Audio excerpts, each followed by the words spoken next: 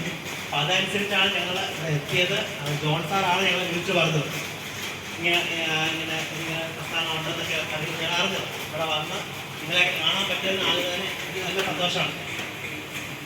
അപ്പം നമ്മൾ എന്താണ് നേത്രദാനം എന്ന് പറഞ്ഞാൽ, അതായത് ഒരു വ്യക്തി മരിച്ച് 6 മണിക്കൂറിനുള്ളിൽ ചെയ്യാൻ പറ്റുന്ന ഒരു പുണ്യകർമ്മമാണ് നേത്രദാനം എന്ന് പറയുന്നത്.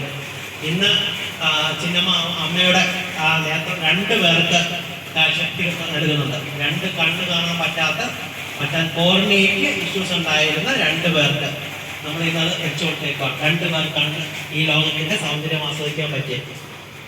അപ്പൊ അതുപോലെ നമുക്കെല്ലാവർക്കും നേത്രദാനം ചെയ്യാൻ പറ്റും.